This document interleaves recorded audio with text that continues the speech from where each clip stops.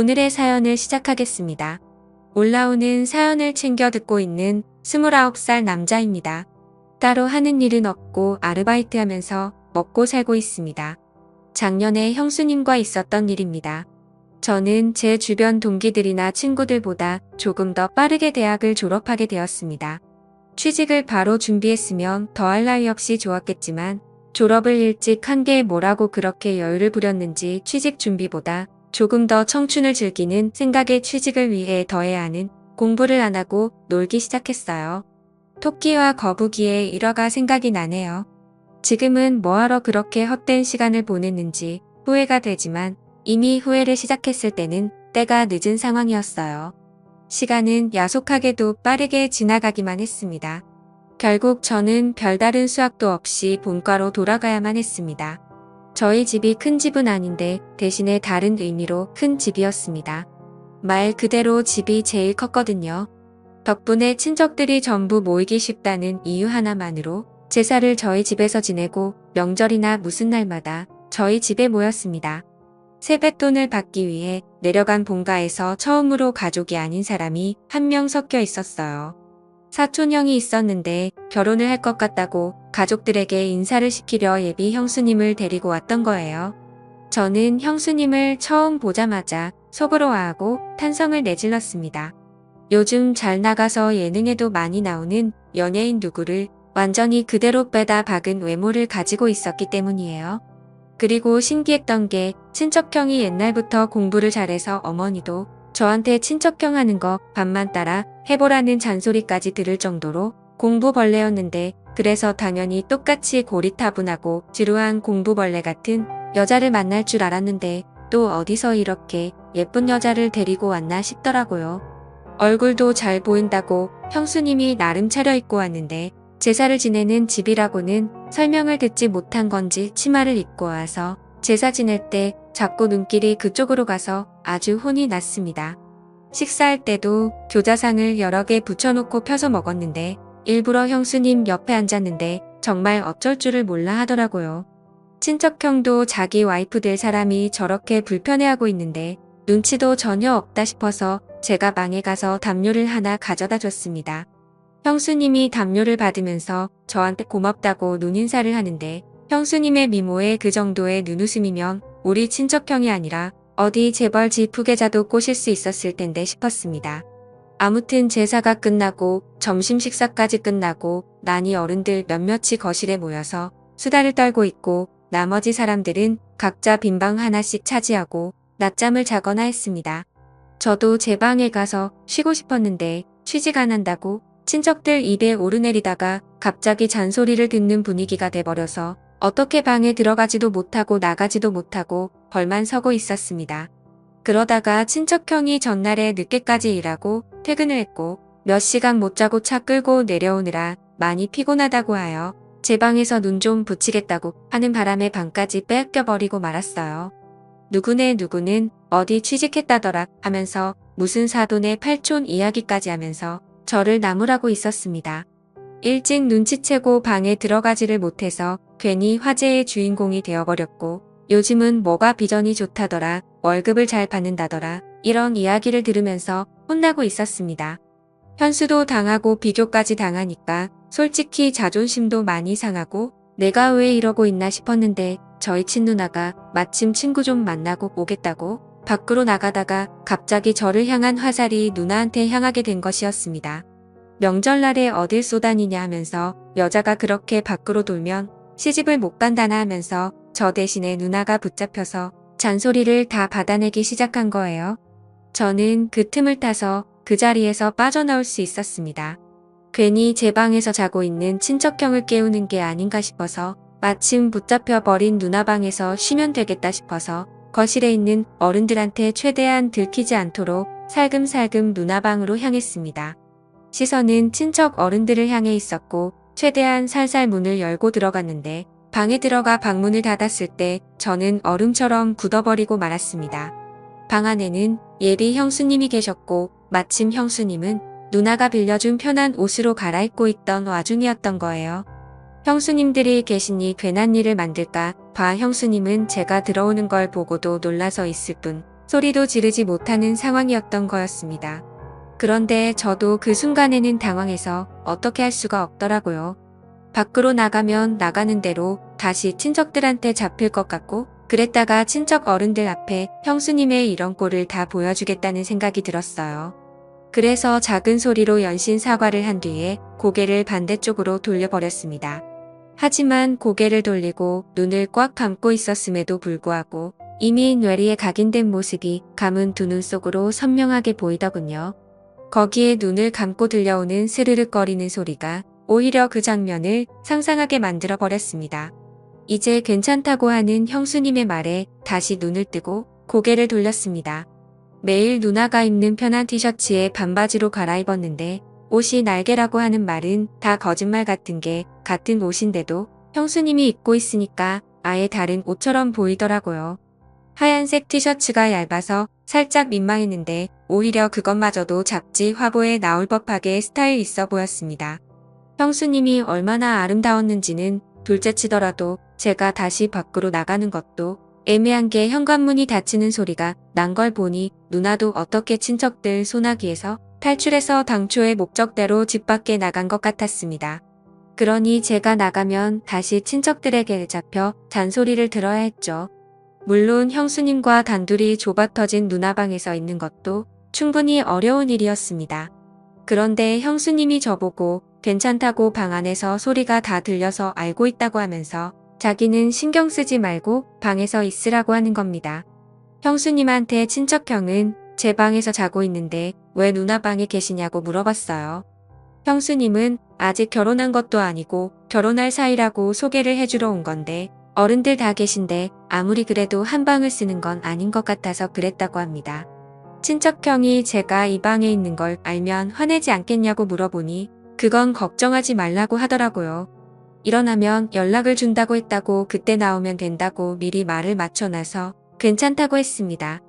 형수님도 가만 보니 먼 길 오느라 많이 피곤해 보였고 편한 옷으로 갈아입은 게 낮잠을 좀 자려고 했던 것 같아서 누나의 침대를 양보했습니다.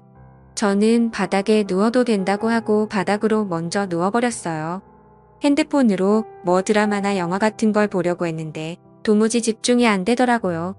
형수님은 피곤했는지 금방 잠이 들었고 새근새근 숨쉬는 소리가 들리니 그 소리가 너무 신경이 쓰였나 봐요. 예쁜 사람은 잘 때 어떤 모습으로 자는지 궁금해서 살짝 고개를 들어서 형수님을 쳐다봤는데 저를 의식한 건지 제가 있는 방향으로 등을 돌린 채 자고 있었습니다. 그런데 오히려 등을 돌린 채 자고 있으니 뒷모습이 보여서 오히려 터제문과 마음이 둘 다 부풀기 시작했어요. 잡생각이 너무 많이 나서 고개를 돌려버렸습니다. 그러지 않으면 큰 실수를 해버릴 것만 같았어요. 그런데 불편한 건 저만이 아니라 형수님도 불편하긴 매한가지였나 봅니다. 제가 바로 옆에 있어서 그런가 형수님도 잠에 들지 못하고 있는 상황이었었나 봐요. 이번엔 제가 형수님이 있는 반대쪽으로 등을 돌리고 누워 있어서 형수님이 일어나 있는지 몰랐는데 형수님이 언젠가부터 제 쪽으로 방향을 들어서 제가 뭘 하고 있는지 봤는가 봐요. 저는 핸드폰을 만지작대면서 영화 하나를 보려고 준비를 하고 있었는데 형수님이 제가 보는 영화를 보고는 그 영화 자기가 좋아하는 영화라면서 아는 척을 하면서 먼저 말을 걸어왔습니다. 피곤하신데 안 주무시냐 물었더니 괜히 저를 배려해준다고 저 때문에 못 자겠다고는 말을 하지 않았고 그냥 서울로 다시 올라가는 길에 차 안에서 자면 될 것 같다고 하면서 아무리 그래도 어른들이 다 계시고 그런데 편하게 잠들 수 없을 것 같다고 말을 하더라고요. 그 말에도 제가 불편할까봐 헤아려 주는 걸 보니 형수님은 참 얼굴도 어쩜 그리 예쁜데 마음씨까지 고운지 여태껏 자라오면서 성적도 항상 좋고 좋은 대학 졸업해서 좋은 회사에 취직한 친척형이었지만 한 번도 부러워해 본 적이 없는데 형수님 같은 여자와 결혼을 하게 된다는 걸 생각하니 처음으로 질투가 다 나더라고요. 아무튼 형수님이 잠을 못 이루고 있는 것 같으니 형수님한테 그러면 영화나 같이 보시겠냐고 물어봤습니다. 누나 방에 컴퓨터가 한 대 있는데 핸드폰을 거기에 연결하면 그나마 조금 큰 화면으로 같이 볼 수 있겠다 싶었거든요. 형수님도 흔쾌히 그러겠다고 했고요. 그렇게 주섬주섬 영화를 보기 위해 세팅을 하고 있는데 앞불사 가장 중요한 게 없더군요. 핸드폰과 모니터를 연결시켜주는 케이블이 제 방에 있다는 걸 깜빡해버린 거예요. 자신 있게 영화를 보자고 했는데 가장 중요한 게 없어서 난감해져 버렸습니다. 형수님한테 죄송하다고 케이블이 없어서 영화를 같이 못 보겠다고 말을 하는데 형수님이 케이블 이거 말하는 거냐고 하면서 형수님의 가방에서 제가 필요한 케이블을 딱 꺼내더군요. 구멍에 맞는가 꽂아봤더니 딱 제가 찾는 그 케이블이었습니다. 이런 걸 왜 가지고 다니시냐 물었더니 오늘 내려오는 길에 차 안에서 자기도 영화 한 편 보고 싶어서 가지고 왔다고 하는 거예요. 어떻게 우연히 겹쳐서 다행스럽게 제 핸드폰을 연결해서 형수님과 영화 한 편을 보기 시작했습니다. 형수님은 침대에 누워서 보고 있었고 저는 바닥에 누워서 보고 있었어요. 영화를 보는데 바닥에 누워서 책상 위에 있는 화면을 보려고 하니 몸이 많이 베기더라고요. 그래서 이리 돌아 누웠다 저리 돌아 누웠다 하며 편한 자세를 찾고 있는데 형수님이 그걸 보더니 미안했나 봅니다. 괜찮으니까 옆에 와서 침대에 누워서 보라고 하시더라고요. 그래도 제가 어찌 형수님 옆에 누워 있겠느냐 하니까 형수님이 그러면 자기가 바닥에 누워서 볼 테니 저보고 침대에 올라오라는 겁니다. 그런데 또 그건 그거대로 못할 짓이더라고요. 그래서 하는 수 없이 형수님 옆에 자리를 깔고 누웠습니다. 누나 혼자 쓰는 방이다 보니 침대가 그렇게 큰 편이 아니라서 최대한 멀리 떨어져서 누우려고 했는데도 엄청 가깝게 느껴졌어요. 형수님이 뒤척일 때마다 형수님의 오른쪽 팔과 제 왼쪽 팔이 닿았는데 참 그렇더군요. 가까이 몸을 맞대고 누워있으니 향긋한 향수 냄새도 살짝 올라오고 뭔가 이상한 생각이 자꾸 들어서 저는 하는 수 없이 이불을 덮어서 몸을 가려야만 했습니다. 형수님도 참 과감한 게 아무리 제가 형의 동생이라도 그렇지 너무 저를 동생 취급을 하는 게 아닌가 싶었어요. 저도 취직만 안 했다 뿐이지 곧 30을 바라보는 남자인데 말입니다. 영화가 생각보다 연인 사이가 아닌 남녀가 같이 보기에는 조금 그런 장면들이 많이 나오더군요. 소리를 작게 해놔서 망정이지 밖에까지 들렸으면 오히려 제가 형수님이랑 뭐라도 하는 줄 오해받기 딱 좋은 장면이 나오는 겁니다. 아무리 형수님이 대범해도 그렇지 그 장면이 나올 때만큼은 고개를 돌리고 있더라고요. 장면은 끝날 생각은 안 하고 소리는 더욱 더 대담해지는 것 같아서 제가 냉큼 일어나 영화를 꺼버렸습니다. 그리고 저도 모르게 형수님한테 아까부터 계속 미안하다고 사과를 했어요.